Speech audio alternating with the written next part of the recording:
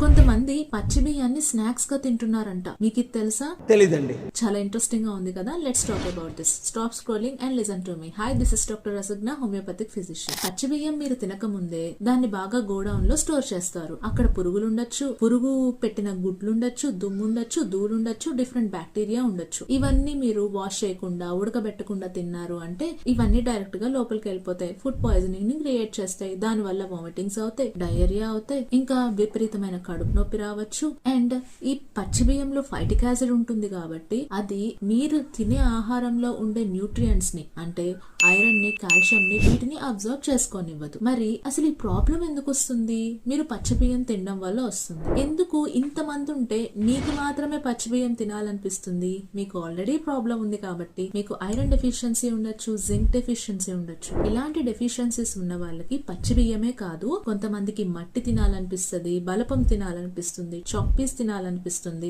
So ఇలాంటివన్నీ ఎందుకు తినాలనిపిస్తున్నాయి? మీకు ఆల్రెడీ డెఫిషియన్సీస్ ఉన్నాయి. సో ఈ ఐరన్ ఆర్ జింక్ డెఫిషియన్సీ ఉన్న వాళ్ళకి ఇలా అనిపిస్తుంది కాబట్టి ఫస్ట్ మీరు వీటికి బ్లడ్ టెస్ట్ చేయించుకుంటే, మీకు ఒకవేళ డెఫిషియన్సీస్ ఉంటే వాటికి తగ్గట్టుగా సప్లిమెంట్స్ వాడండి, ఆహారంలో తీసుకునేటట్టుగా చూడండి. అప్పటికీ మీకు తగ్గకపోతే హోమియోపతి కన్నా బెటర్ ట్రీట్మెంట్ ఇంకేముంటుంది? కన్సల్టేషన్ కావాలి అంటే నాకు DM చేయండి. Thank you.